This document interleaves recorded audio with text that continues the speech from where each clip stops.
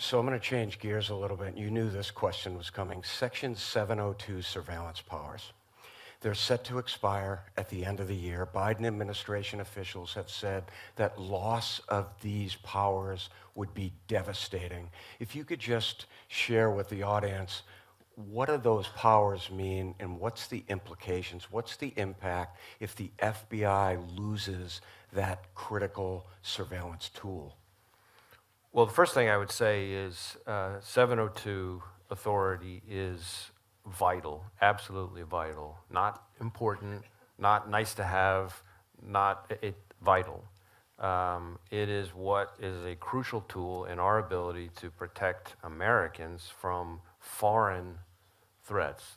What kind of foreign threats am I talking about? I'm talking about China, Russia, Iran. I'm talking about foreign terrorist organizations, Al-Qaeda, ISIS, etc. And I'm talking malicious nation-state foreign cyber actors.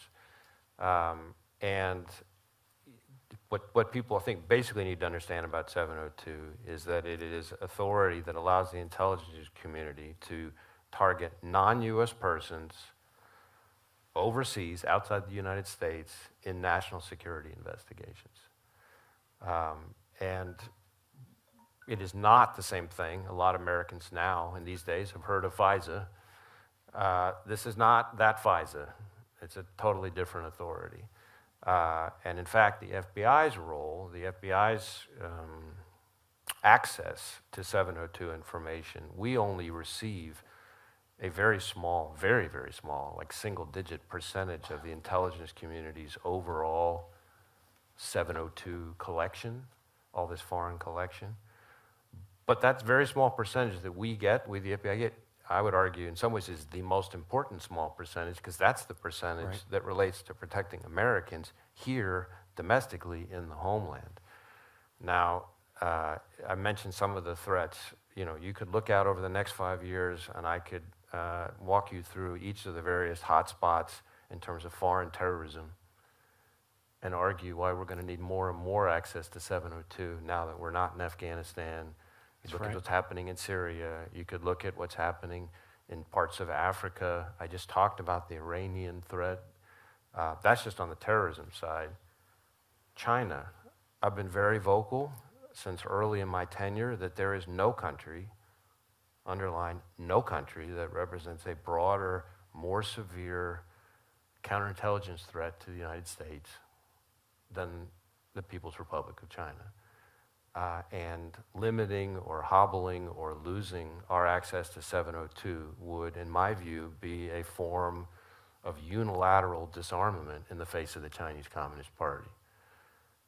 In addition, cyber, most of, or at least an awful lot of what we use 702 for these days is to help in the context of foreign cyber attacks on America.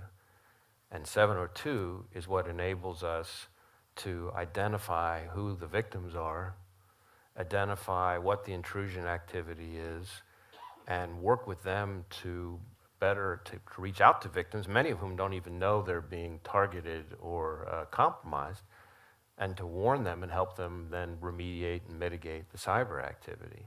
So it's helping us protect American victim companies, universities, individuals from foreign cyber attacks. I guess a few other things I would say about 702, because this is a subject that doesn't lend itself to a quick soundbite or a quick tweet or something. So much of the debate about 702 revolves around the FBI's ability to look through or query 702 information. When you hear that, what you basically should picture is we have information that is already, and this is not disputed, lawfully in our possession, lawfully collected, and we can query, like look through that information that's already there. It's not new collection. We don't have some new search authority or anything like that.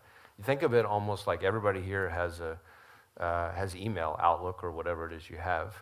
You know, you all have that search bar in your email inbox, and if you want to try to figure out emails between particular people on a particular subject, you can type in the search bar and look through what's in your inbox instead of spending days and days and days trying to figure out what's in there. That's what we're doing when we run these queries. We have had, and part of the reason there's such a debate is we, the FBI, have had compliance failures over the years. And I make no bones about that. I take that very seriously, and it's something that's not acceptable, and it's something that we've taken great pains in the last couple of years to address. We've put in place extensive reforms, and I'm talking about massive changes to training, policies and procedures, new oversight requirements and pre-approvals. I created a whole new Office of Internal Audit focused just on FISA compliance. And it's working. Mm-hmm. It's working. And I say that not just because you can ask, don't just take my word for it. You can look at the various outside reviews that have been done. In the last little bit, people have started to have reports that reflect our activity since all those reforms were put in place. And those reports show, for example, the FISA court recently found like 99 or 98% compliance and talked about how the reforms that I just described were starting to really work. DOJ had a report, the last couple I think, have shown like 98, 99% compliance. ODNI, the Office of the Director of National Intelligence, their report showed a huge, like 90-something% drop in querying of U.S. persons. This Office of Internal Audit that I talked about created showed an increase to like 96% compliance since we put all these reforms in place. But part of the reason I say all that is because one of the challenges we've encountered, we FBI have encountered, is that an awful lot of the news reporting and certainly an awful lot of the punditry around the news reporting about the FBI's compliance failures has been about reports that cover activity before all those reforms. So even though they may have come out, in the last year, almost without exception, all these negative reports have been about activity that predate all those reforms. Only now, in the last several weeks or so, are we starting to get reports that capture after all those reforms. And that's important because I want people to know that we take compliance very seriously. We want to do everything we can to ensure that we are careful stewards of this authority, but for heaven's sakes, we should not throw the baby out with the bathwater, because this is a tool that we use to keep Americans safe from very serious foreign threats. And I hope at the end of the day that Congress will see it that way too.